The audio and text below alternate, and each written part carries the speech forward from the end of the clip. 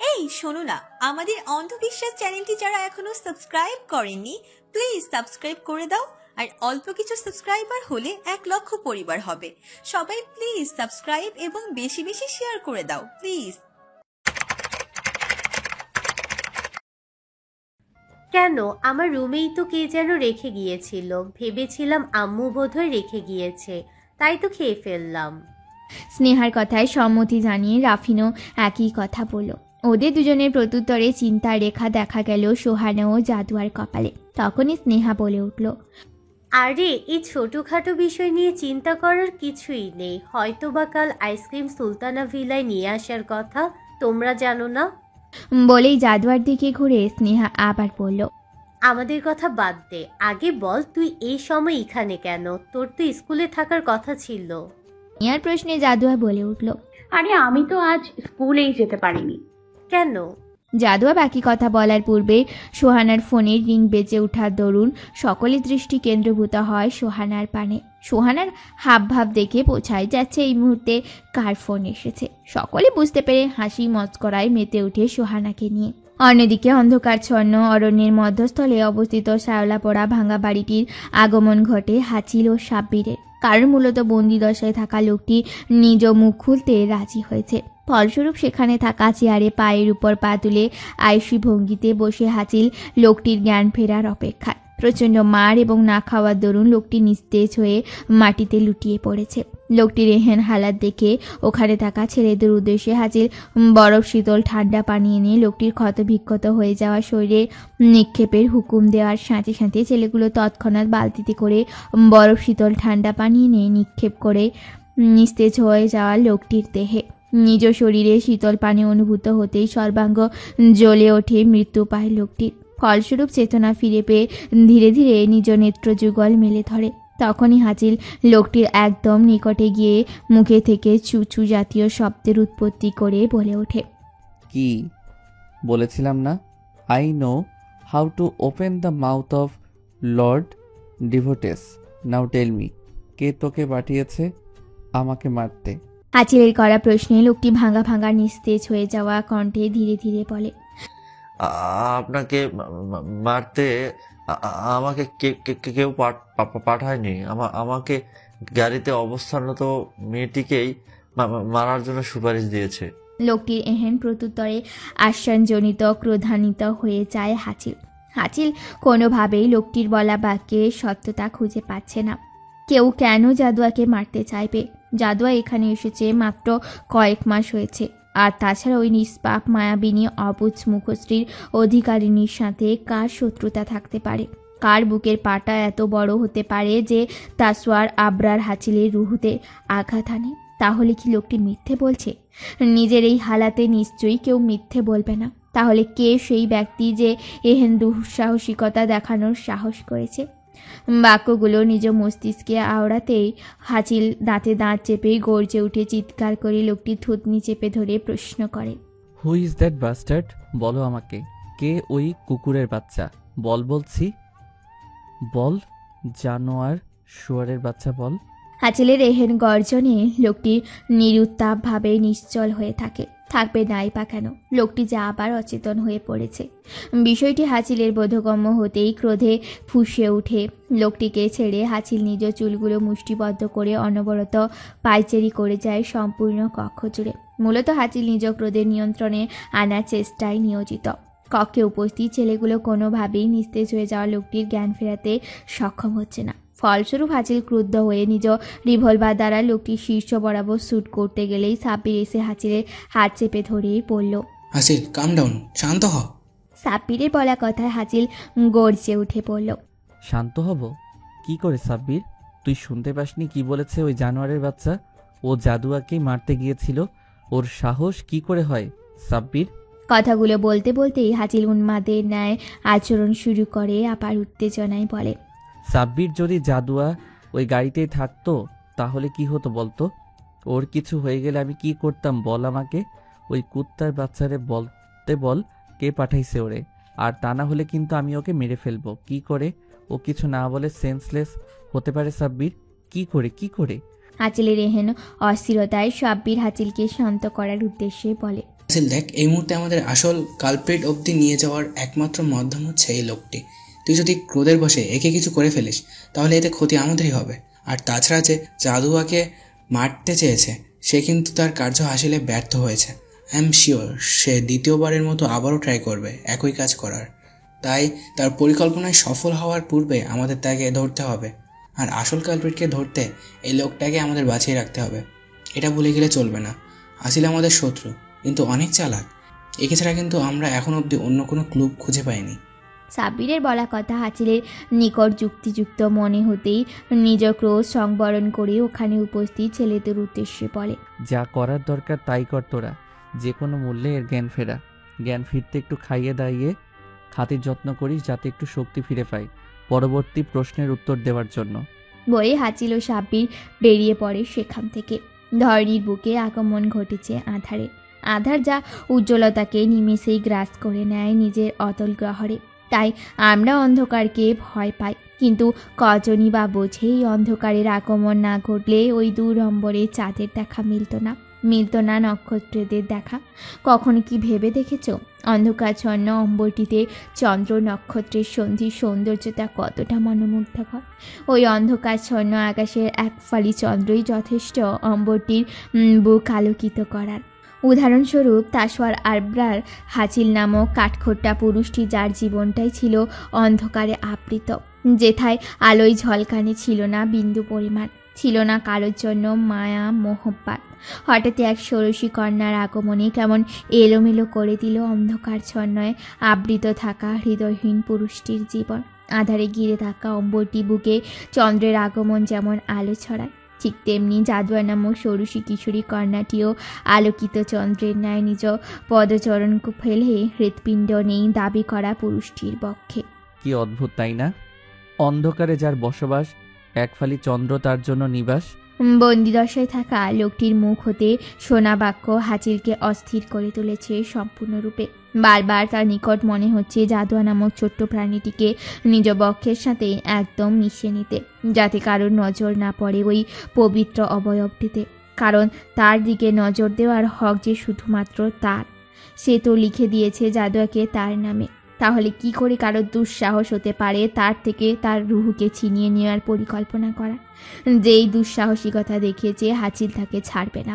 এ সকল ভাবনায় হাসিল নিজেকে বিভোর রেখেছে।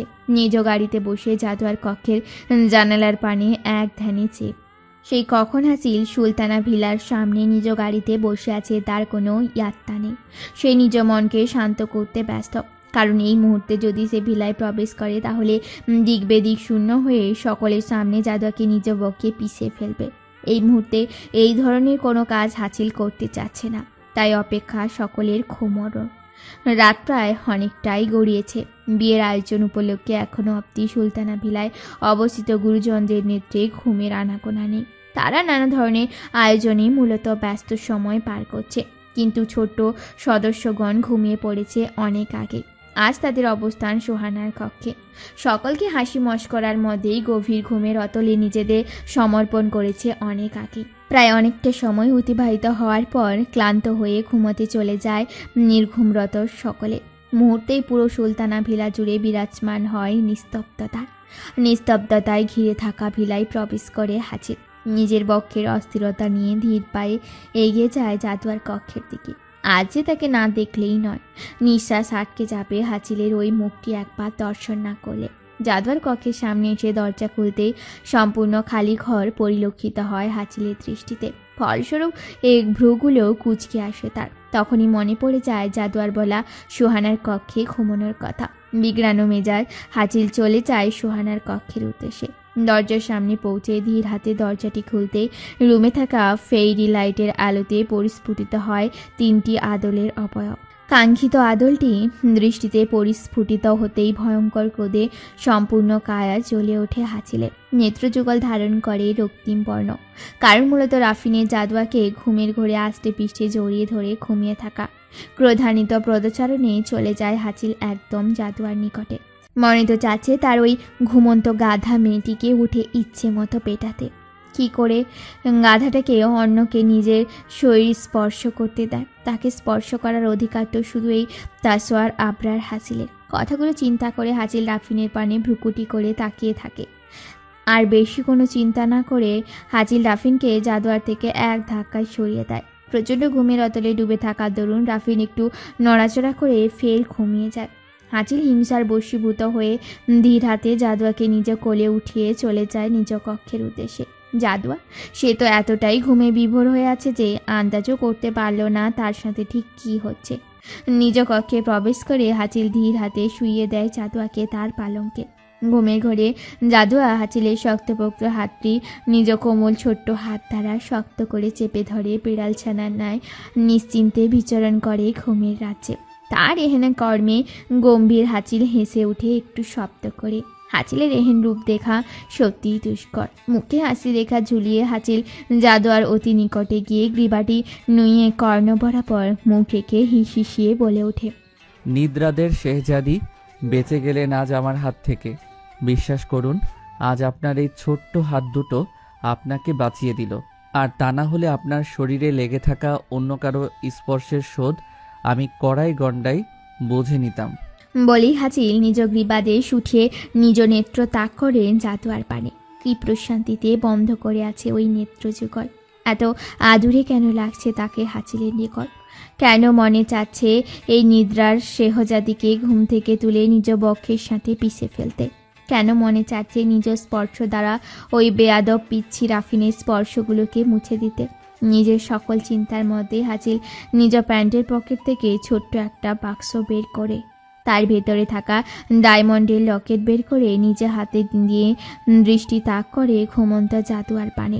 বন্ধ করা নেত্রের পানে তাকিয়ে হাসিল বলে ওঠে, ইউনো, নিয়ম অনুসারে আজ আমাদের বাসর হওয়ার কথা ছিল। নিজ বাসর তো আর একা একা করা যায় না, তাই তোমাকে ঘুমের মধ্যে নিয়ে আসলাম আমার কাছে।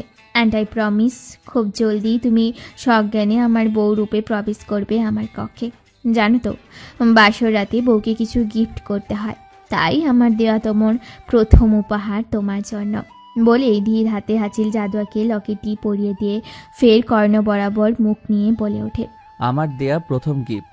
Do not lose it or try to take it of.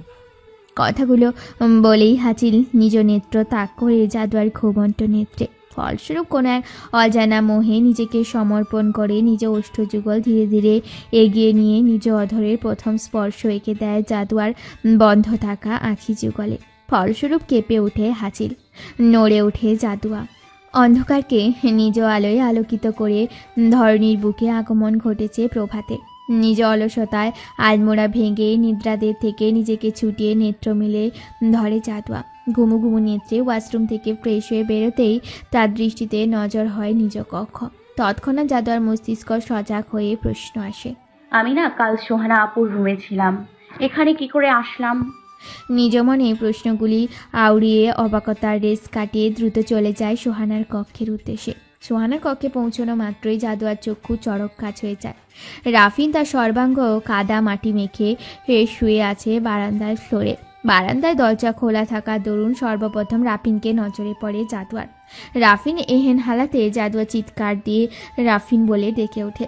জাদুয়া চিৎকারে সোহানা, স্নেহা ও রাফিন নিজেদের ঘুম ভাঙিয়ে ধর পড়িয়ে উঠে বসে। সোহানা ও স্নেহা জাদুয়ার দিকে তাকিয়ে। ঘুমু ঘুমু কণ্ঠে স্নেহা প্রশ্ন শুধোয়, কি রে বোন, কি হয়েছে তোর? এই সকালবেলা চিৎকার দিয়ে কি হার্ট অ্যাটাক করাতে চাস আমাদের? স্নেহার প্রশ্নে কোনো প্রত্যুত্তর না করে জাদুয়া ঠায় দাঁড়িয়ে থাকে। জাদুয়ার দৃষ্টি অনুসরণ করে সেদিকটা তাকাতেই কাদামাটি লেপতে থাকা রাফিন চোখ ডলতে ডলতে তাদের দিকে দৃষ্টিতে তাক করে। দৃষ্টিতে দৃষ্টি মিলাতেই স্নেহা সোহানা অবাক হয়ে যায়। সোহানা তাড়াতাড়ি গিয়ে রাফিনকে বারান্দা থেকে উঠিয়ে নিজেদের রুমে নিয়ে আসে। চিন্তিত হয়ে সোহানা রাফিনকে প্রশ্ন করে, রাফিন, তোর এই অবস্থা কেন? তুই বারান্দায় কি করছিলি? আর শরীরে তুই এভাবে কাদামাটি মেখেছিস কেন? সোহানার প্রশ্নে রাফিন নিজেকে দেখে ভয়ে কান্না করে উঠে বলল, আপু, আমি এগুলো মাখিনি। আমি তো খাটে ঘুমিয়েছিলাম। আমি ওখানে কি করে গেলাম আমি নিজেও জানি না। বলেই উচ্চস্বরে কান্না করতে থাকে রাফিন। রাফিনকে ভাবে কাঁদতে দেখে এতক্ষণ যাবৎ চুপ করে থাকা স্নেহা ফিক করে উচ্চস্বরে হাসতে হাসতে বলল, তুই কান্না করিস না প্লিজ, তোকে একদম একটা স্ট্যাচুর মতো লাগছে, কি অদ্ভুত দেখাচ্ছে তোকে। নিশ্চয়ই তুই ঘুমের ঘোরে বারান্দায় গিয়ে নিজের শরীরে কাদামাটি মেখে ওখানে শুয়েছিলি। বলেই পেট ফাটিয়ে নিজ হাসিতে মনোনিবেশ করে স্নেহা। স্নেহার কথায় ও হাসিতে রাফিন আরও উচ্চস্বরে কেঁদে ওঠার দরুন সোহানা স্নেহাকে ধমক দিয়ে থামিয়ে ব্যস্ত হয়ে পড়ে রাফিনের কান্না থামাতে। তখনই জাদুয়া স্নেহার উদ্দেশ্যে বলে, আচ্ছা আপু, ধরলাম রাফিন ঘুমের ঘোরে এই কাজটা করেছে, কিন্তু তুমি কি জানো আমি আজকে ঘুমের থেকে উঠে দেখি আমি আমার রুমে না। জাদুয়ার বলা কথা স্নেহার হাসি উবে গিয়ে শুকনো ঢোক গিলে বলে, কি যাতা বলছিস, হয়তোবা তুই নিজেই গিয়েছিস।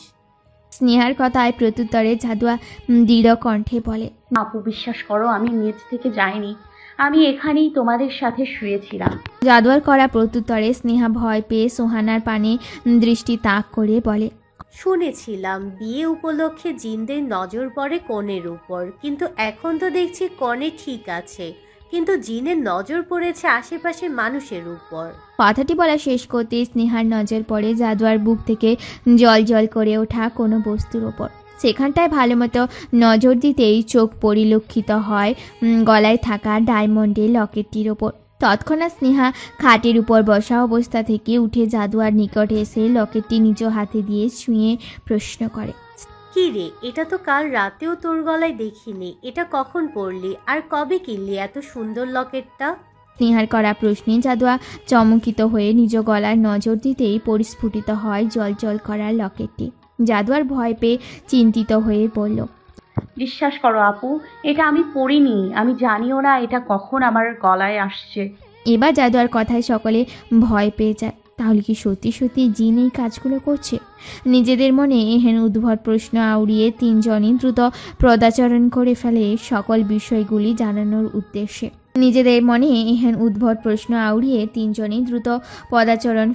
সকলকে বিষয়গুলি জানানোর উদ্দেশ্যে সুলতানা ভিলায় এক প্রকার হট্টগোল বেঁধে যায় স্নেহার চেঁচামেচিতে। ফলস্বরূপ সকলে নিচে নেমে আসে উৎপত্তিকৃত চেঁচানোর শব্দ অনুসরণ করে। সেখানে আসতেই সকলের চক্ষু চড়কগাছ হয়ে যায় রাফিনের এহেন দুরবস্থা দেখে।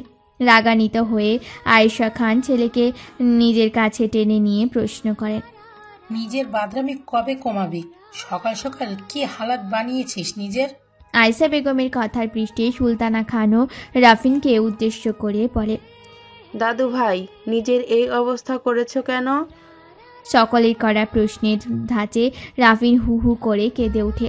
কোনো প্রকার প্রত্যুত্তর না করে তখনই স্নেহা বলে ওঠে, মা, দাদি, রাফি নিজে এটা করেনি, ও তো আমাদের সাথে ঘুমিয়েছিল, কিন্তু সকালবেলা জাদুয়ার চিৎকারে আমরা উঠে দেখি রাফিন বারান্দায় এভাবে কাদামাটি মেখে বসে আছে। আমরা ওকে কারণ জিজ্ঞেস করাই বলেও নিজেও জানে না এটা কি করে হলো।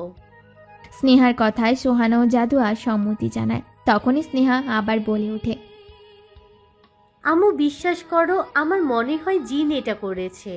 স্নেহার প্রত্যুত্তরে আয়েশা বেগম ধমক দিয়ে রাগান্বিত স্বরে বলেন, তোদের আমার খুব ভালো করেই চেনা আছে, তুই তো এক বাদর, সাথে ওটাকেও নিজের নেওয়াটা বানিয়ে ফেলেছিস। ও এমনিতেই ঘুমের মধ্যে কথা বলার অভ্যাস আছে, এখন মনে হয় সারাদিন বাদরামি করতে করতে ঘুমের ঘোরেও বাদরামি শুরু করে দিয়েছে। আয়েশা বেগমের কথার মাঝে হাজিরও সেখানে ধীর পায়ে উপস্থিত হয়ে নিজের প্যান্টের পকেটে দু হাত গুঁজে দেওয়ালের সাথে হেলান দিয়ে দাঁড়িয়ে ইন্টারেস্টিং কোনো দর্শনীয় দৃশ্য দেখার মতো উৎফুল্লিত নজরে দৃষ্টি তাক করে থাকে চলমান ঘটনার পানে। তৎক্ষণাৎ সুলতানা খানের নজর পড়ে হাঁচিলের উপর। নেত্রযুগলে কেমন রক্তিম বর্ণ ধারণ করে আছে, দেখে মনে হচ্ছে সারা রাত তার নির্ঘুমতায় কেটেছে। সুলতানা খান আর এ ব্যাপারে ঘাটালেন না, দৃষ্টি মনোনিবেশ করলেন স্নেহার দিকে। তখনই স্নেহা ফের বলল, আচ্ছা ধরলাম রাফিন না হয় বান্দ্রামি করেছে, কিন্তু জাদুয়া কি করে সোহানা আপুর রুম থেকে ওর রুমে চলে গেল? আচ্ছা এটাও না হয় বাদ দিলাম। বলেই জাদুয়ার সম্মুখে গিয়ে পরিহিত লকেটটিতে হাত দিয়ে ছুঁয়ে সকলের উদ্দেশ্যে প্রশ্ন করে, এই লকেটটি দেখো, এটা জাদুয়াকে কে পরিয়ে দিয়েছে? ঘুমানোর আগে ওর গলায় এটা ছিল না, এখন কি করে এটা আসলো? বলেই একটু থেমে স্নেহা শুকনো ঢোক গিলে আমতামতা করে বলল, আম্মু, আমি বলি কি একটা বড় হুজুরকে নিয়ে আসো, আমাদের উপরে সত্যিই বোধহয় জিনের নজর পড়েছে। এবার স্নেহার উক্তিতে সকলের মাঝে স্পষ্ট চিন্তার রেখা দৃশ্যমান হলো। জিনের ব্যাপারটা তাদের বিশ্বাস না হলেও জাদুয়ার ব্যাপারে বলা উক্তিগুলো সকলকে চিন্তাগ্রস্ত হতে বাধ্য করেছে। তখনই সুলতানা খানের নজর পড়ে হাঁচিলের ঠোঁটের কোণায় লেগে থাকা কুটিলতাপূর্ণ বাঁকা হাসির মাঝে। হঠাৎই ধুক করে ওঠে সুলতানা খানের হৃৎপিণ্ডটা, নিজ মনে হাওড়ায়। হাসিলের ঠোঁটের কোণে লেগে থাকা হাসি নিশ্চয়ই কোনো সাধারণ হাসির রেখা নয়। এই হাসিতে স্পষ্ট ভয়ঙ্কর কুটিলতা পরশ পরিলক্ষিত হচ্ছে। তাহলে ওদের সাথে ঘটে যাওয়ার সকল ঘটনা কি হাসিল ঘটিয়েছে? জাদুয়ার গলার লকেটটিও কি হাসিল পরিয়ে দিয়েছে? ও কি এটা করে কি প্রমাণ করতে চাইছে? ও কেন করলো এসব? অন্যদিকে সকলের মাঝেই ঘটে যাওয়া ঘটনাগুলো নিয়ে গুঞ্জনের আবির্ভাব ঘটে।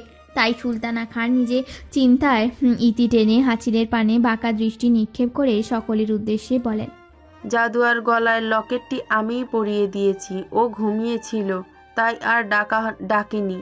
লকেটটি আমার খুব পছন্দ হয়েছিল, তাই নিয়ে এসছি ওর জন্য। সুলতানা খানের কথায় উপস্থিত বয়োজ্যেষ্ঠরা স্বস্তি নিঃশ্বাস ত্যাগ করে। তখনই স্নেহা কিছু বলার জন্য মুখ খুলতেই সুলতানা খান জোড়ো গলায় তাদের উদ্দেশ্যে বললেন, এই বিষয় নিয়ে আর কোনো কথা আমি শুনতে চাই না। যে যার যার রুমে গিয়ে ফ্রেশ হয়ে ব্রেকফাস্ট এর জন্য চলে আসো, আর রাফিনকে হেল্প করো ফ্রেশ হতে। সুলতানা খানের কঠিন স্বরে করা প্রত্যুত্তরে স্নেহা দমে গিয়ে নিজ হৃদয় গহীনে এই বিষয়ে উৎপত্তিকৃত প্রশ্নকে ধামাচাপা দিয়ে সুলতানা খানের উদ্দেশ্যে বলল, দাদি, জাদুয়ার লকেটটা কত সুন্দর! এত সুন্দর লকেট তুমি কই থেকে নিয়ে আসছো? আমাকেও এরকম একটা এনে দাও না প্লিজ। স্নেহার প্রশ্নে সুলতানা খান চিন্তিত হয়ে পড়লেন, কারণ সে তো জানেই না এই ধরনের লকেট কোথায় পাওয়া যাবে। সুলতানা খানের চিন্তার মাঝেই জাদুয়া বলে উঠল, নানুমণি, আমি বলি কি, স্নেহা আপুর যেহেতু লকেটটি খুব পছন্দ হয়েছে, সেহেতু আমি এটা তাকে দিয়ে দেই। তুমি বরং পরে আমাকে একটা এনে দিও। জাদুয়ার বলা কথায় স্নেহাও খুশি হয়ে সম্মতি জানায়, কারণ মূলত তার কাছে লকেটটি সত্যি খুব বেশি মনে ধরেছে। জাদুয়ার প্রস্তাবে কেউ তেমন কোনো অমত পোষণ না করলেও দূরে দাঁড়িয়ে থাকা পুরুষটি জাদুয়ার বলা কথাটি কর্ণগ্রহরে পৌঁছেতে প্রচণ্ড ক্রোধে দাঁতে দাঁত চেপে অগ্নিরূপ ধারণ করে। জাদুয়ার সম্মুখে আসার জন্য পা বাড়াতেই রুদ্ররূপ ধারণকারী হাঁচিলকে নজর পড়ে সুলতানা খানের। অবস্থা বেগাতিক দেখে তিনি তড়িৎ বেগে স্নেহার উদ্দেশ্যে বলে উঠলেন। সুলতানা খানের বলা কথায় পৃষ্ঠে জাদুয়া কিছু বলার জন্য উদ্ধৃত হতেই সুলতানা খান নিজ গম্ভীর কণ্ঠে বলে ওঠেন, না না, তার কোনো দরকার নেই। তুমি আমার সাথে গিয়ে পছন্দ মতো লকেট কিনে নিও। জাদুয়ারটা জাদুয়ার কাছেই থাকুক। জাদুয়া, আমি এই ব্যাপারে আর একটা কথাও শুনতে চাই না। তোমাদেরকে আমি এখান থেকে যেতে বলছি। সুলতানা খানের কথার পৃষ্ঠে কেউ আর কোনো প্রত্যুত্তর না করে যে যার মতো চলে যাওয়ার জন্য পা বাড়াতেই দৃষ্টিতে দৃষ্টি মিলিত হয়ে হাঁচিল জাদুয়ার। হাঁচিলের ভয়ঙ্কর দৃষ্টি জাদুয়ার নজর পড়তেই ভয়ে নিজ নেত্রযুগল নামিয়ে নেয় জাদুয়া। এই ভয়ঙ্কর হিমশীতল দৃষ্টিতে নজর রাখার সাধ্য যে তার নেই। কেন যেন মনে হচ্ছে ওই দৃষ্টি দিয়ে ভস্ম করে দিবে হাঁচিলটাকে। কি ভয়ঙ্কর লাগছে ওই দৃষ্টির মানবটিকে তার নিকট, তা শুধুমাত্র সেই উপলব্ধি করতে সক্ষম। ভয়ে ভয়ে নতজানু হয়ে এক ছুটে চলে যায় জাদুয়া হাঁচিলের সম্মুখ হতে। হাত দুটো প্রচণ্ড শক্ত করে মুষ্টিবদ্ধ করে তীক্ষ্ণ দৃষ্টি তাক করে থাকে হাঁচিল জাদুয়ার পদচারণের পানে। ওই অবুধ নির্বোধ ষোড়শী কন্যা একটি বারও তার পিছন ফিরে দেখল না। তার পানে তাকিয়ে থাকা এক শক্তপোক্ত মুখোশের আড়ালে থাকা তৃষ্ণার্ত মানবকে। সকলকে চলে যেতে দেখে সুলতানা খান হাঁচিলের সম্মুখে এসে দাঁড়িয়ে নিজের তীক্ষ্ণ কণ্ঠে প্রশ্ন করেন, এই সকল ঘটনা তুই ঘটিয়েছিস, তাই না? সুলতানা খানের প্রশ্নে হাঁচিল নিজ ঠোঁটের কোণায় একটি বাঁকা হাসির রেখা টেনে দায়সারা ভাবে বলল, মেবি অর মেবি নট। বলেই হাঁচিল প্রস্থান করতে উদ্ধৃত হতেই পেছন থেকে সুলতানা খান অস্থির কণ্ঠে ফের শুধায়, তুই একটা বদ্ধ উন্মাদে পরিণত হচ্ছিস, এটা কি তুই বুঝতে পারছিস? সামান্য বাচ্চা একটা ছেলের সাথে এরকমটা করার মানে কি? হাসিল, না তুই জাদুয়ার জন্য সঠিক আর না জাদুয়া তোর জন্য সঠিক। For the sake of both of you stay away from her. Sultana খানের কথার প্রত্যুত্তরে হিসেবে হাচিল নিজ নেত্রে তিক্ততা ফুটিয়ে উঠে সুলতানা খানের নিকটে এসে নেত্র বরাবর নিজ বাজ পাখির ন্যায় দৃষ্টি তাক করে বলে, যাকে চিরতরে নিজের করে নিয়েছি তার থেকে দূরে কি করে থাকি? বলেই হাচিল গমগমে পদচরণে চলে যায় সেখান থেকে। হাচিলের যাওয়ার পানে তাকিয়ে সুলতানা খান হতবিহল হয়ে চেয়ে রয়। হাচিলের বলা কথা নিজ মনে আউড়িয়ে বলেন, নিজের করে নিয়েছে মানে কি বোঝাতে চাইলো হাসিল? কেটে গেছে অনেকটা বেলা। অপরাহ্নের পর হতেই সুলতানা ভিলায় সুহানার বিয়ে উপলক্ষে আগমন ঘটতে থাকে নিকট আত্মীয়দের। স্নেহার, রাফিন, সুহানা তো পেয়ে যায় খুশি তাদেরকে দেখে। অন্যদিকে জাদুয়া কিছুটা অস্থিরতার পার করছে নিজ সময়, কারণ মূলত তাদেরকে চিনতে না পারা। ভদ্রতার খাতিরে সকলের সাথে কুশল বিনিময় করলেও নিজ অস্থিরতাটাকে দমিয়ে রাখতে সক্ষম হচ্ছে না। সে তাই বারংবার নিজেকে আড়াল রাখার প্রচেষ্টা চালিয়ে যায় জাদুয়া। তখনই আত্মীয়দের মধ্যে উপস্থিত এক মধ্যবয়স্ক নারী সুলতানা খানের উদ্দেশ্যে প্রশ্ন করলেন, চাচি, ও কি মেহেরের মেয়ে জাদুয়া? মধ্যবয়স্ক নারীটি প্রশ্নে সুলতানা খান মাথা নাড়িয়ে হ্যাঁ সূচক সম্মতি জানাতেই নারীটির সাথে সাথে জাদুয়াকে একদম নিকটে গিয়ে থুতনিতে হাত দিয়ে স্পর্শ করেই বলে ওঠেন, মাশাআল্লাহ, একদম পুতুলের মতো দেখতে, ঠিক যেন মেহেরের প্রতিচ্ছবি। কি রে মা, এইভাবে নিজেকে আড়াল কেন করছিলি? আমি তোর মায়ের চাচাতো বোন রাহেলা, সম্পর্কে তোর খালামুনি হই। তুই আমাকে খালামুনি বলে ডাকিস? জানিস তোর মা আর আমি তো কতটা কাছের ছিলাম। তোর মা তো সবসময় বলতো বিয়ের পর যদি ও মেয়ে হয় তাহলে আমার ছেলের সাথে বিয়ে দিয়ে আমাদের সম্পর্কটা আরো গাঢ় করবে। কথাটি বলে কিছুক্ষণ চুপ থেকে রাহেলা বেগম ফের আফসোসের স্বরে বললেন, মেয়ে তো হলো, কিন্তু সেই মানুষটাই আর রইল না। রাহেলা বেগমের কথায় সকলেরই মন কুঠরিতে জমা হয় এক রাশ বিষাদের ছায়া। জাদুয়ার কোনো কথা না বলে সেখান থেকে চলে যায় নিজ কক্ষের উদ্দেশ্যে। সকলের এহেন মনোভাব দেখে রাহেলা বেগম বুঝতে পারলেন ভুল সময় ভুল জায়গায় ভুল কথা বলে ফেলেছেন। যখন তিনি নিজের হয়ে সাফাই গাইতে যাবেন তখনই সুলতানা খান বললেন, আমি জানি তুই কি বলতে চাস, এই ব্যাপারে আর কিছু বলতে হবে না। তোর সাথে আমার কিছু কথা বলার আছে, তুই চল আমার সাথে আমার রুমে। রাহেলা বেগমও কোনো কথা না বাড়িয়ে চলে যান সুলতানা খানের কক্ষের উদ্দেশ্যে। সেখানে পৌঁছতেই সুলতানা খান প্রশ্ন করেন, তোর ছেলে কবে আসবে এখানে? কালই চলে আসবে, মেহেদি ফাংশনের দিন। ভালো। আচ্ছা, তোর কাছে জাদুয়াকে কেমন লাগে?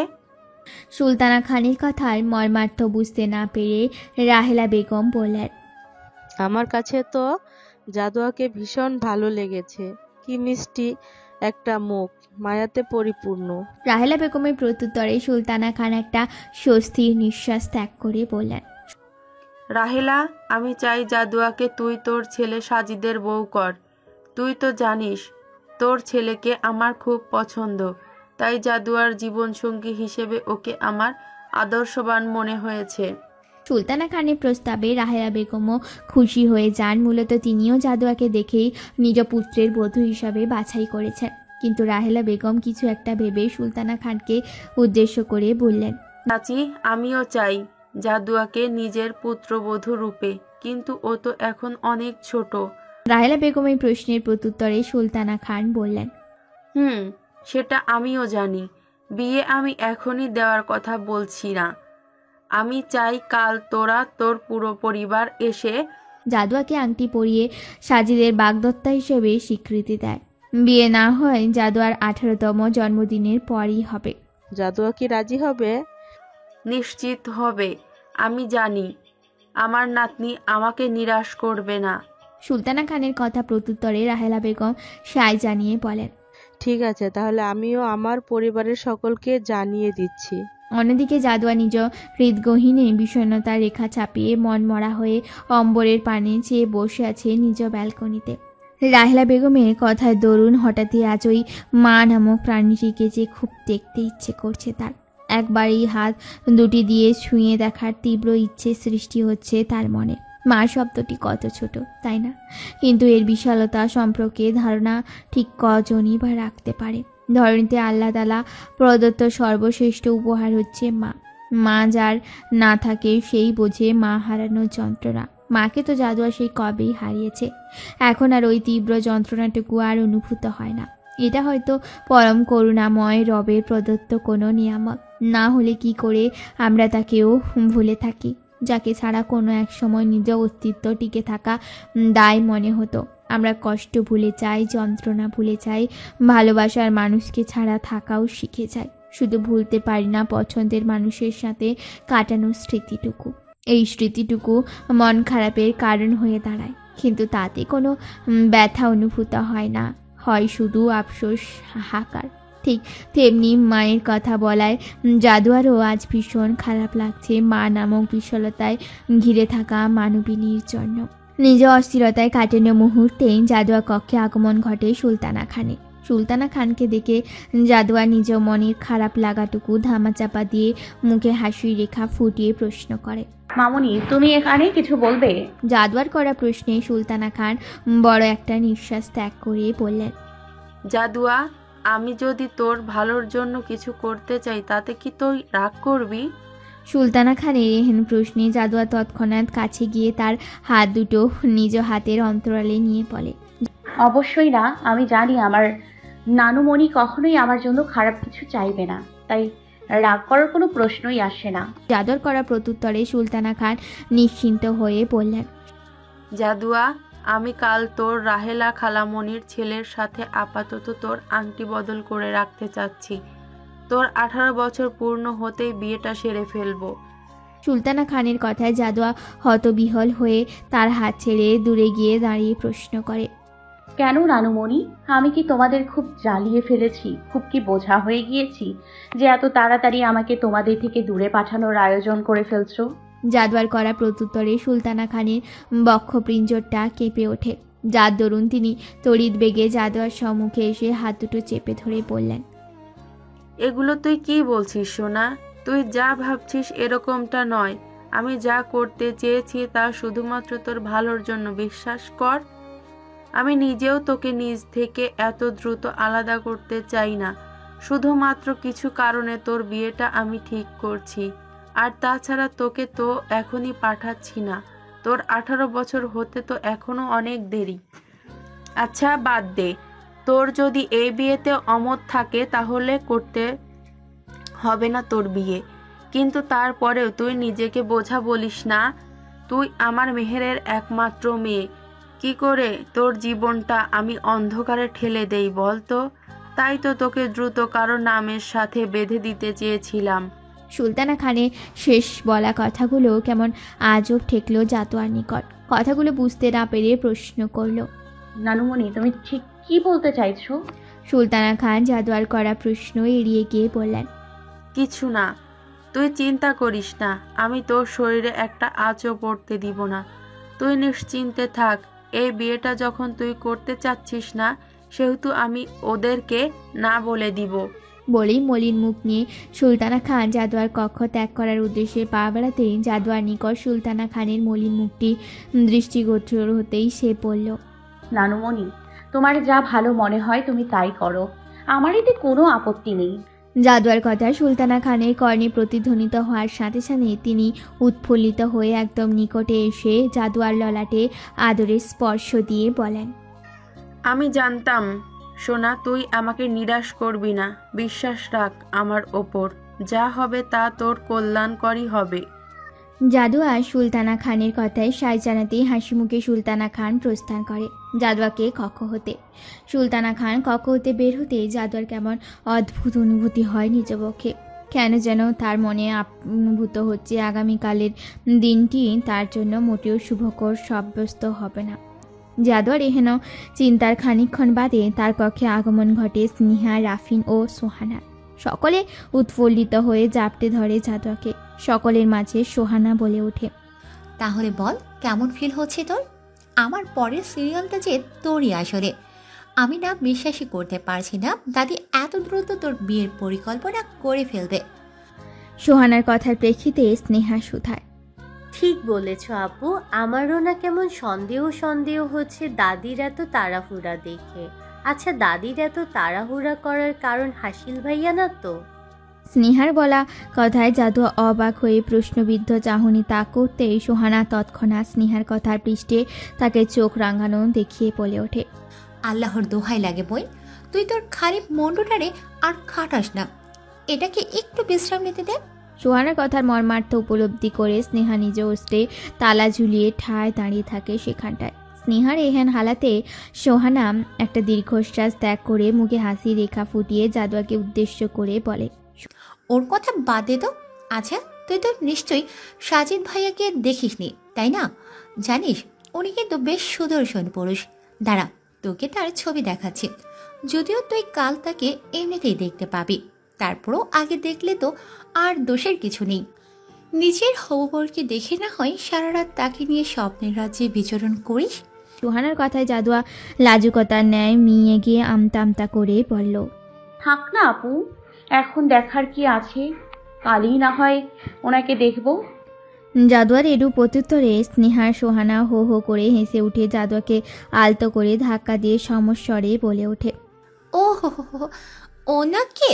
বাবা, ভালোই তো, নিজের হবুবরকে এখন থেকে সম্মান। ভালো, খুব ভালো। তুই তো দেখছি স্বামী ভক্ত হবি রে জাদুয়া। স্নেহা সোহানার করা রঙ্গ কৌতুকে জাদুয়ার হলুদ রাঙা আদল করম উষ্ণতায় ছেয়ে গিয়ে ধারণ করে রক্তিম বর্ণ। এভাবেই মজার ছলে কেটে যায় পুরোটা সময়। বসুধায় রজনীর আগমন ঘটতেই সুলতানা ভিলায় সকলের ডাক পড়ে যায় নৈশভোজে। নৈশভোজের শেষ করে জাদুয়া স্নেহা সোহানা রাফিন যে যার কক্ষে উদ্দেশ্যে পদযুগলে ধাবিত করে। যদিও সোহানা বিয়ের আগ অবধি তাদের একই কক্ষে রাত্রি যাপনের প্রতিশ্রুতি ছিল, কিন্তু গতকাল ঘটে যাওয়া ঘটনা নিজেদের মস্তিষ্কে স্মৃতিচারিত হতেই নিজেদের কক্ষে শয়ন করার ঢের যুক্তিযুক্ত বলে মনে করেছে সকলের নিকট। সেই মোতাবেক নিজ কক্ষে প্রবেশের উদ্দেশ্যে পদযুগলে ধাবিত করতেই জাদুয়া নিজ সম্মুখে বলিষ্ঠ কারো অবয়ব টের পেয়ে মাথা উঁচু করে নেত্র তাক করতেই ভেসে ওঠে চিরসেনা সেই তীক্ষ্ণ দৃষ্টি তাক করে থাকা মুখের আদর, যাকে দেখলেই জাদুয়ার ছোট্ট হৃৎপিণ্ডটা ভয় ধুক করে ওঠে। ভয়ে ভয়ে জাদুয়া মনে মনে আওড়ায়, উনি কখন আসলেন? ওনাকে তো এতক্ষণ দেখিনি। নিজ মনে কথাগুলো আউড়িয়ে আর কিছু না বলে হাঁচিলকে পাশ কাটিয়ে চলে যাওয়ার উদ্দেশ্যে পা বাড়াতেই গম্ভীর কণ্ঠে হাঁচিল ডেকে ওঠে, এই যে জনদরদীদের শেহজাদি। হাঁচিলে এরূপ সম্বোধনে জাদুয়ার কর্ণে পৌঁছতেই নিজ পদযুগল থামিয়ে ঠায় দাঁড়িয়ে থাকে সেখানটায়। আচ্ছা, লোকটা এভাবে কেন সম্বোধন করে জাদুয়াকে? এই সম্বোধনটা কেন যেন জাদুয়ার ছোট্ট হৃৎপিণ্ডটাকে কম্পিত করে। সেদিনও তো এই সম্বোধনটাই করেছিল জাদুয়াকে, কিন্তু সেদিন ভাবনার জগতে শেহজাতি বলেছিলেন, কিন্তু আজ কেন জনদরদীদের শেহজাতি বললেন? জাদুয়ার এহেন ভাবনার মাঝেই হাসিল তার সম্মুখে এসে দাঁড়িয়ে বলে ওঠে, আচ্ছা, তুমি নিজেকে কি ভাবো? খুবই দয়াবান, মহৎ কোনো ব্যক্তি? সকলের ভালো করার দায়ভার কি নিজের কাঁধে উঠিয়ে নিয়েছ? হাঁচিলের করা প্রশ্নে হতবিহল হয়ে চেয়ে রয় জাদুয়া। তার মস্তিষ্ক মূলত হাঁচিলের করা প্রশ্ন বুঝে উঠতে সক্ষম হচ্ছে না। ফলস্বরূপ আমতা আমতা করে বলে উঠল, ভাইয়া, আপনি কি বলছেন আমি বুঝতে পারছি না। জাদুয়ার করা অবুজের ন্যায় প্রশ্নে হাঁচিল তিরিক্ষি মেজাজে বলল, প্রথমত আমাকে ভাইয়া ডাকা বন্ধ করে প্রশ্নটি পুনরায় করো। হাঁচিলের করা প্রত্যুত্তরে ভাবাচাকা খেয়ে যায় জাদুয়া। ভাইয়া না ডাকলে কি ডেকে প্রশ্ন করবে সে? কি হলো, করছো না কেন? হাঁচিলের ধমকে কেঁপে উঠে তড়িৎ বেগে জাদুয়া ফের প্রশ্নটি করল, আপনি কি বলেছেন আমি বুঝতে পারছি না। হয়নি? এখন ভাইয়া না ডাকলেও কোনো সম্বোধন যুক্ত না করেই প্রশ্ন করেছ, এতে আমি অপমান বোধ করছি। প্রশ্নটির সাথে কোনো সম্বোধন যুক্ত করে ফের প্রশ্নটি করো। কুটিলতা মুখে ফুটিয়ে বলল হাঁচিল। হাঁচিলের বলা বাক্যে এবার অবগতার শেষ প্রান্তে পৌঁছে গেল জাদুয়া। মনে মনে ভাবল, আরে কি মুশকিল, আজকে ওনার ব্যবহার এমন অদ্ভুত কেন লাগছে? কই আগে তো ভাইয়া ডাকলেও কিছু বলেনি, তাহলে আজ কেন এরকম করছেন? আমি কি নিজের অজান্তে কোনো বড়সড় ভুল করে ফেলেছি? আচ্ছা, ভাইয়া না ডাকলে কি ডাকবো? স্যার ডাকবো? আচ্ছা, তাহলে স্যার ডেকেই প্রশ্নটি করি। তখনই হাঁচিল নিজ গাম্ভীর্যতা বজায় রেখে রাজবাড়ি কণ্ঠেই বলে ওঠে, ভুলেও স্যার ডাকার চেষ্টা করবে না। হাঁচিলের এহেন প্রত্যুত্তরে জাদুয়া এবার অবকতার চরম পর্যায়ে পৌঁছে ফের মনে মনে বলে ওঠে, আরে ভাইয়া ডাকা যাবে না, স্যার ডাকা যাবে না, নাম ধরে তো ডাকতে পারবো না, তাহলে ডাকবোটা কি? গোমরা মুখ। সেটা ডাকলেই তো দেখা যাবে আমার মুখের জায়গায় থাকবে না, কিন্তু দাঁতগুলো নিচে ছড়িয়ে ছিটিয়ে পড়বে। উক্তিগুলো নিজ মনে আওড়াতে আওড়াতে জাদুয়ার নিজ গ্রামে চাচির করা চাচাকে নাম ছাড়া সম্বোধনের কথা মনে পড়তেই বলে উঠল, ওগো শুনুন না, আপনি কি বলেছেন আমি না বুঝতে পারছি না। কথাটি বলে জাদুয়া নিজ নেত্রযুগল খিচে বন্ধ করে ঠায় দাঁড়িয়ে থাকে। এই ভেবে এই বুঝি তার গালে পড়ল এক চড়। কিন্তু আশ্চর্যের বিষয় হলো তার ধারণা মাফিক কোনো আঘাতই তার উপর হানল না কেউ। কি করে করবে আঘাত হাঁচিল তাকে? জাদুয়ার করা এহেন সম্বোধনে যে সে নির্বাক হয়ে রয়েছে, কারণ মূলত সম্পূর্ণ শরীর জুড়ে বয়ে যাওয়া হিমশীতল ঠান্ডা বায়ু কেমন সূক্ষ্ম সুখের অনুভূতি জন্ম নিল তার বক্ষ পিঞ্জরে সামান্য এরূপ সম্বোধনে। জাদুয়ার এহেন সম্বোধনে যে তাকে জানিয়ে দিল সম্মুখে অবস্থানরত নারীটি শুধুমাত্র তার, এই তাসোয়ার হাবরার হাঁচিলের একান্ত ব্যক্তিগত রমণী। কি করে দিয়েছে মেয়েটি তাকে? এই শক্তপোক্ত বক্ষেও কম্পনের সৃষ্টি হয় সামান্য এই সম্বোধনে। কি করবে হাঁচিল এখন? তার যে এই অবুঝ মানবীকে জড়িয়ে ধরার প্রবল ইচ্ছে জাগ্রত হয়েছে। করবে কি আলিঙ্গন সে ওই অবুঝ রমণীকে? ইস, একটি বার যদি ওই নির্বোধ রমণী হাঁচিলের নেত্রের পানে তাকাতো, তাহলে এই মুহূর্তে তার দৃষ্টিতে পরিলক্ষিত হতো এক কঠোর হৃদয়হীন পুরুষের ভেঙে চুড়ে যাওয়া শিশু সুলভ নেত্র, যা তাকে কাছে পাওয়ার আকুল আবেদন জানাচ্ছে বারংবার। হাঁচিলের কোনো সারা শব্দ না পেয়ে জাদুয়া নিজ নেত্রযুগল মেলে ধরে বলে উঠল, এখনো কি হয়নি প্রশ্ন করা? জাদুয়ার করা প্রশ্নে নিজ ভাবনার ইতি টেনে গলা ঝেড়ে হাঁচিল বলল, না না ঠিক আছে, এখন থেকে এভাবেই ডাকবে, মনে থাকবে? জি। তৎক্ষণাৎ প্রত্যুত্তর করল জাদুয়া। এবার হাঁচিল নিজ মুখের আদলে গাম্ভীর্যতা এঁকে পড়ল। দ্বিতীয়বার নিজের কোনো জিনিস কাউকে দেয়ার চিন্তাও মাথায় আনবে না, মনে থাকবে? হাঁচিলের বলা বাক্যে জাদুয়া সম্পূর্ণ বুঝতে না পেরেই হ্যাঁ সম্মতি জানানোই শ্রেয় বলে ধারণা করল। তাই তৎক্ষণাৎ বলে উঠল, জি, আনবো না চিন্তা মাথায়। নিজের শরীরে অন্য কোনো পুরুষের স্পর্শ লাগতে দিবে না, হোক সে বাচ্চা, মনে থাকবে? হাঁচিলের এবারের বলা বাক্য কেমন অদ্ভুত শোনালো জাদুয়ার নিকট, কিন্তু তারপরও হাঁচিল থেকে দ্রুত চলে যাওয়ার উদ্দেশ্যে বলল, জি মনে থাকবে, দিব না স্পর্শ করতে।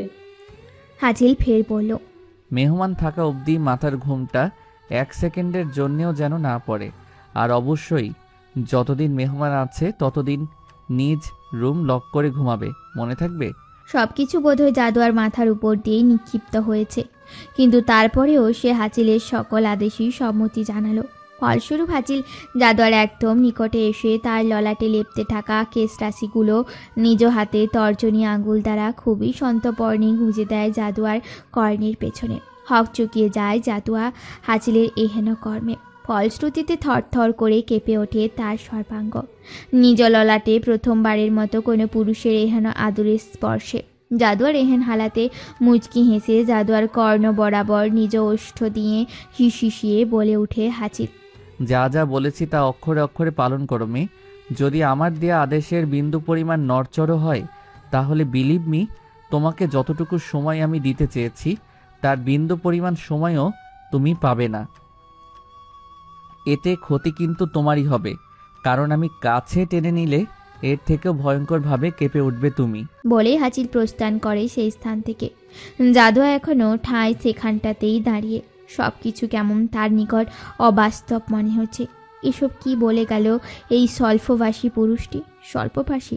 না না না, এই পুরুষটি কোনো মতেই স্বল্পভাষী নয়। সেসব বলে গেল সে জাদুয়াকে। কিছু কথা বুঝতে পারলেও বাকি কথাগুলো যে তার মাথার উপর দিয়েই ধাবিত হয়েছে, সেটা তাকে দেখলে যে কেউ বলে দিতে সক্ষম হবে। সম্পূর্ণ কথা বুঝতে সক্ষম না হলেও হাঁচিলের বলা প্রতিটা বাক্য জাদুয়ার সর্বাঙ্গে এক অদ্ভুত শিহরণ বইয়ে দিয়েছে। ফলশ্রুতিতে জাদুয়া নিজ অবকতার রেস কাটিয়ে এক ছুটে চলে যায় নিজ কক্ষে। কেমন অদ্ভুতভাবে ধরপড় করছে তার হৃদয়টা। বড় বড় কয়েকটি নিঃশ্বাস নিয়ে নিজেকে শান্ত করতে সক্ষম হয় সে। দীর্ঘ রজনী কাটিয়ে দিবাকরের আলোয় আলোকিত হয়ে ধরণীতে বিরাজমান পক্ষীকুলে সজাগ হয়ে করা কিচিরমিচিরের ন্যায় প্রাণীকুলো নিজ কর্মে হয়ে পড়ে ব্যস্ত। ঠিক তেমনই হাস সুলতানা ভিলায় প্রভাত হতেই আনন্দে আমেজে প্রভাব পরিলক্ষিত হয় দ্বিগুণ।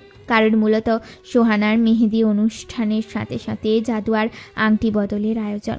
জাদুয়ার বাগদানের খবর হতে অজ্ঞাত হাসিল প্রতিদিনের ন্যায় নিজ সময়ে চলে যায় নিজ কর্মস্থলে। সময় সে তো নিজ গতিতে বহমান, থেমে থাকে না কারোর জন্য। ফলস্বরূপ প্রভাত কাটিয়ে আগমন ঘটে মধ্যাহ্নে, মধ্যাহ্নকে ছাড়িয়ে আগমন ঘটে অপরাহ্নে, অপরাহ্নকে পার করে আগমন ঘটে দীর্ঘ রজনী। রজনীর আগমনের পূর্বাভাস পেতেই সকলে তোড়জোড় শুরু করে দেয় জাদুয়া ও সোহানাকে তৈরি করার লক্ষ্যে। পার্লার হতে আগমনকৃত নারীরা ব্যস্ত হয়ে পড়ে তাদের কর্মে। জাদুয়া যেহেতু সাজগোজে অভ্যস্ত নয়, তাকে বেশি কিছু না দিয়ে ওষ্ঠ দুটিকে হালকা রঙে রাঙিয়ে বাসন্তী রঙের শাড়ি পরিয়ে আঁখি যুগলে কাজলে রেখা টানার উদ্দেশ্যে হাত বাড়াতেই হাচিলের বলা কাজল না দেওয়ার বাণীটির স্মৃতিচারিত হতেই ভয়ে জাদুয়া বলে ওঠে, আপু প্লিজ, আমি কাজল দিব না, এটা ছাড়া যা খুশি তাই দিন। জাদুয়ার কথা বলার মাঝেই তৈরি হয়ে সেখানে আগমন ঘটে স্নেহার। জাদুয়ার বলা ধ্বনি স্নেহার কর্ণে পৌঁছতেই জাদুয়ার কাজল না দিতে চাওয়ার কারণ জানতে না চেয়ে সকলে বাধা উপেক্ষা করে জাদুয়ার নেত্রে কাজল কালো রঙে রাঙিয়ে তোলে স্নেহা। ফলশ্রুতিতে এক অপরূপ রূপে দৃশ্যমান হয় জাদুয়ার সকলের নেত্রে।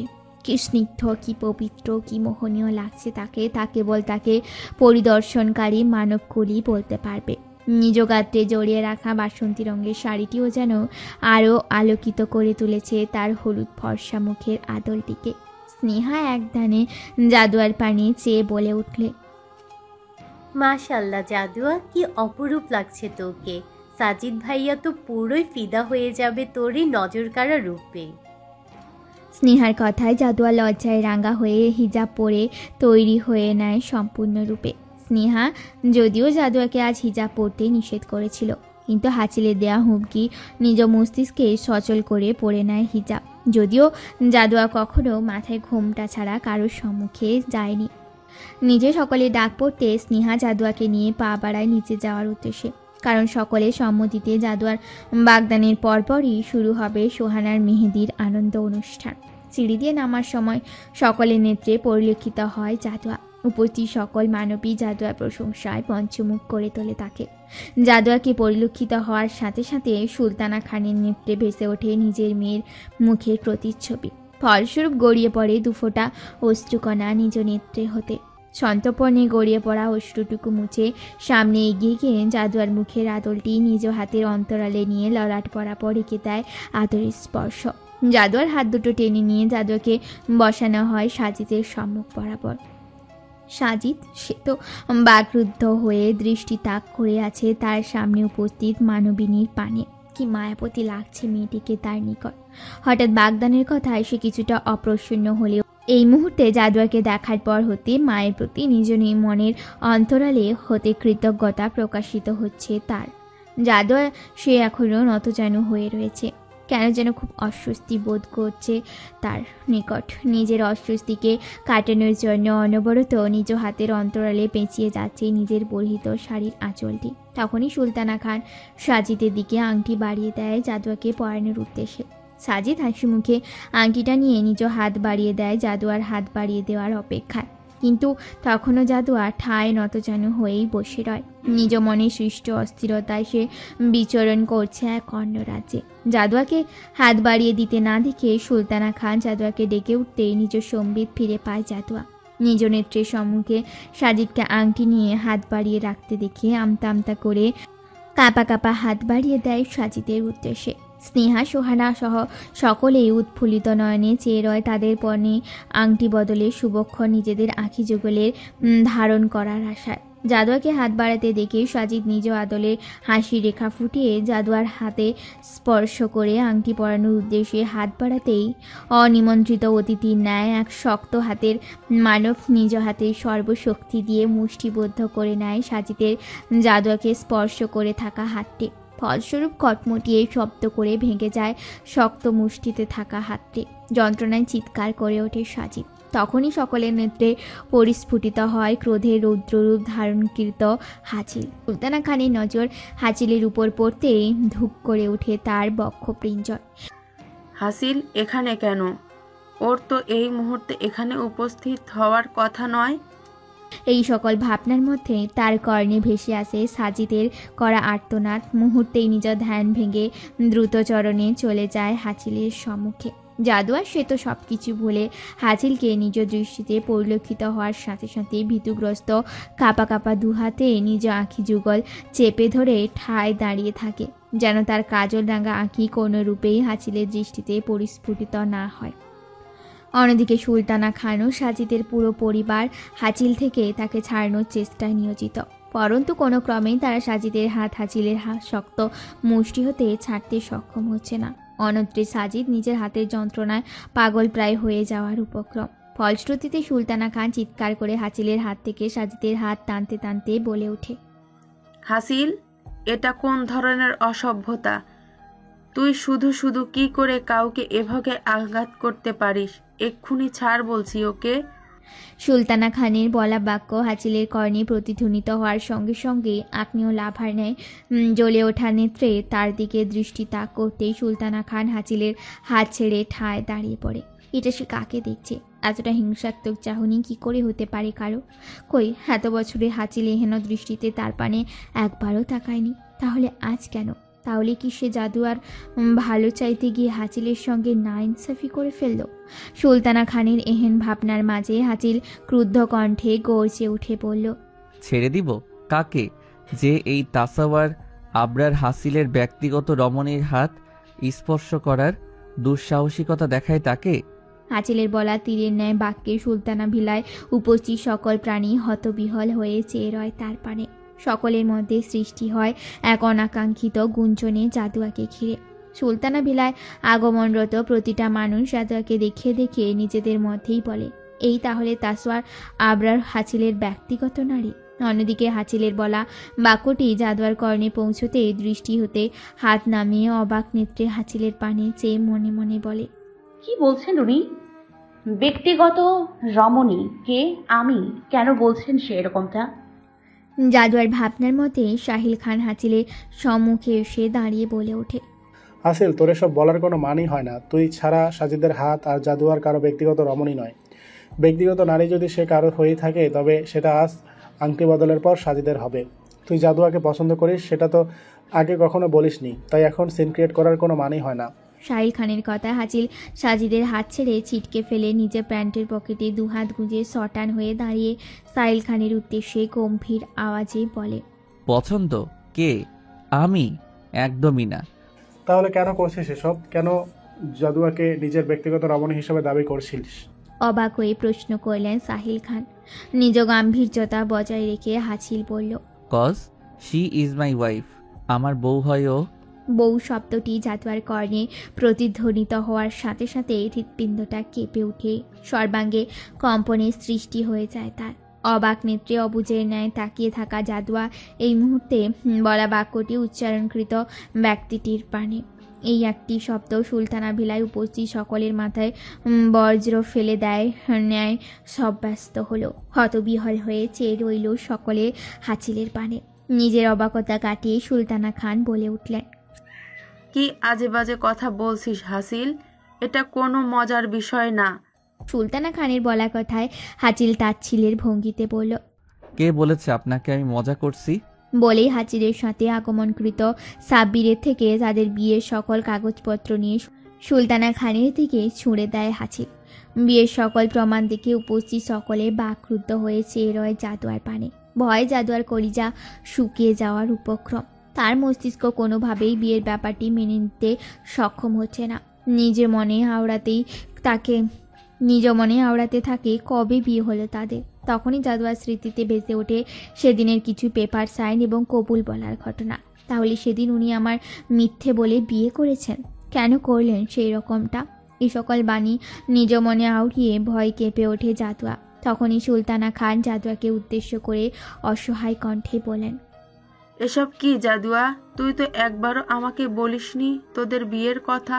কেন করলি এরকমটা? সুলতানা খানের এহেন রূপে করা প্রশ্নে ডুকরে কেঁদে উঠে জাদুয়া বলল, নানুমণি, তুমি বিশ্বাস করো, এই ব্যাপারে আমি কিছুই জানতাম না। জাদুয়ার প্রত্যুত্তরে সুলতানা খান তেতে উঠে বললেন, তুই না জানলে পেপারে সাইন কি করে আসলো তোর? সুলতানা খানের এহেন প্রশ্নে জাদুয়া ফের কান্নারত ব্যর্থ কণ্ঠে বলল, উনি আমাকে মিথ্যা বলে সাইন করিয়েছে। বিশ্বাস করো, আমি জানতাম না এটা কিসের কাগজ। নানুমণি, আমি বাকি কথা বলার পূর্বেই হাজিল জাদুয়াকে কোলে তুলে পদযুগল বাড়ায় নিজ কক্ষের উদ্দেশ্যে। জাদুয়ার নিজেকে শূন্য অনুভূত হতেই আবিষ্কার করে নিজেকে হাজিলের কোলে। প্রচণ্ড ভয়ে হাজিলের কান শক্ত করে চেপে ধরে কান্নারত অবস্থায় বলে, প্লিজ আপনি আমাকে কোল থেকে নামিয়ে দিন। কোথায় নিয়ে যাচ্ছেন আপনি আমাকে? জাদুয়ার বলা কথায় মাঝেই সাজিদ নিজের ভাঙা হাত চেপে ধরে বকে সাহস জুগিয়ে হাজিলের সম্মুখে দাঁড়িয়ে বলে ওঠে, ভাইয়া, এতক্ষণ যাবৎ আপনি যা করেছেন তা একদমই ঠিক করেননি। আপনি আমাকে আঘাত করেছেন তাও আমি মেনে নিলাম, কিন্তু জাদুয়াকে আপনি ছাড়ুন। ওকে দেখলে যে কেউই বলে দিতে পারবে ও আপনার সাথে যেতে ইচ্ছুক নয়। আর তাছাড়া জাদুয়ার কথায় এটা পুরোপুরি স্পষ্ট, আপনি ওকে ছলনা করে বিয়ে করেছেন। তাই সাজিদকে বাকি বাক্য সম্পূর্ণ করতে না দিয়ে হাজিল এক হাতে জাদুয়াকে ধরে অন্য হাতে সজোরে সাজিদের গলা চেপে ক্রুদ্ধ স্বরে বলে ওঠে, don't dare to say anymore word Sajid. তোকে ছেড়ে দিয়েছি ভেবে এটা ভাবিস না তোকে মারতে পারবো না। আমি এই মুহূর্তে কোনো এক্সট্রা ঝামেলা করতে চাইছি না। আফটার অল আমার বোনের মেহেদি ফাংশন। একবার ভেবে দেখ, এই হাত দিয়ে আমার বউকে স্পর্শ করেছিস দেখে ভেঙে দিয়েছি। ওই চোখ দিয়ে তুই আমার বউকে মুগ্ধ হয়ে দেখেছিস, কিন্তু এখনও সেটা অক্ষত রয়েছে। বিলিভ মি, ওই জবান দিয়ে যদি আর একটা বার ওর নাম উচ্চারিত করিস তাহলে আই সোয়ার কোনো কিছুই তোর অক্ষত থাকবে না। তোকে ছেড়ে দেওয়ার আরও একটা কারণ হলো তোর থেকেও বড় দোষী যে অন্য কেউ। বলে ধাক্কা দিয়ে সাজিদকে সরিয়ে দেয়া হাজিল। হাজিল থেকে ছুট পেতে নিজে গলা চেপে ধরে জোরে জোরে নিঃশ্বাস নেয় সাজিদ। তখনই সুলতানা খান তার সম্মুখে এসে বলে, এটা তুই একদমই ঠিক করলি না হাসিল। তোকে জাদুয়ার থেকে দূরে থাকতে বলেছি দেখে তুই প্রতিশোধ নিলি এভাবে ওকে বিয়ে করে। সুলতানা খানের কথায় প্যাঁচে হাজিলের মধ্যে কোনো প্রকার ভাবান্ত পরিলক্ষিত হলো না, উল্টে ভাবলেশীন ভাবে বলল, থিঙ্ক হোয়াট ইউ ওয়ান্ট। হাজিলের এহেন প্রত্যুত্তরে সুলতানা খান দীর্ঘশ্বাস ত্যাগ করলেন।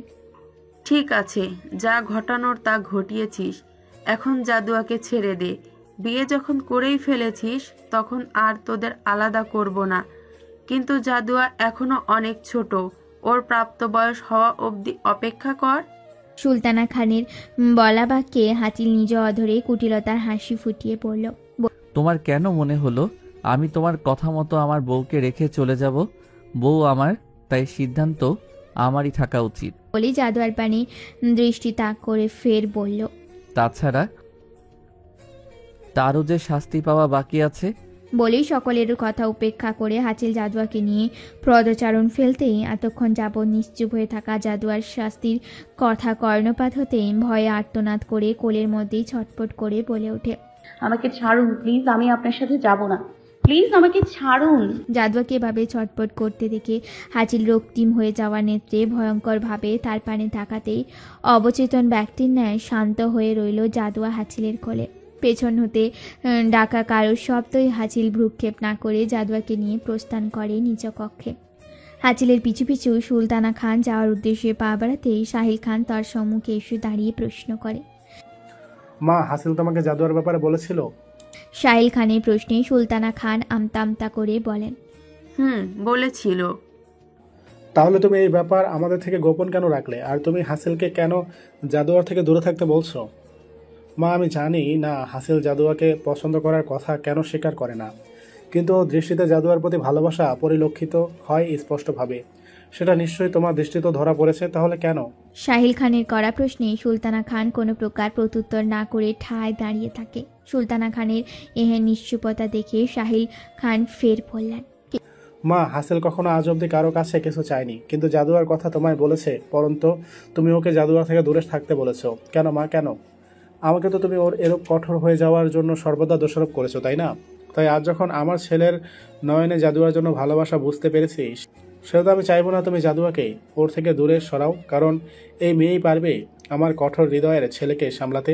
কিছুক্ষণ থেমে ফের সাহিল খান বললেন, এই তোমার ভালোবাসা মা হাসিলের প্রতি, তুমিও তো সেই আমার মতোই স্বার্থপর হয়ে গেলে মা। বলেই সাহিল খান সেখান থেকে প্রস্থান করে। সাহিল খানের যাওয়ার পানে তাকে সুলতানা খান নিজ মনে বলে ওঠেন, তাহলে সত্যি আমি ভুল ছিলাম। অন্যদিকে হাসিল ভয়ে নিশ্চুপ হয়ে থাকা জাদুয়াকে নিয়ে নিজ কক্ষে প্রবেশ করে সচরে নিজ বিছানার উপর ছুঁড়ে ফেলে। বিছানা নরম হওয়াতেও শরীরে ব্যথা না পেলেও ভয়ে জাদুয়ার নিজ প্রাণ পাখি উড়ে যাওয়ার উপক্রম। ভয়ে ভয়ে জাদুয়া নিজ হাতের উপর ভর দিয়ে বিছানার এক কোণায় গিয়ে গুটিয়ে বসে হাত জোড়ো করে বলে, নিয়মিত ভালোবাসার গল্প শুনতে এবং পড়তে আমাদের অন্ধবিশ্বাস চ্যানেলটি সাবস্ক্রাইব করে পাশে থাকা বেল আইকনটি ক্লিক করুন। ধন্যবাদ সবাইকে।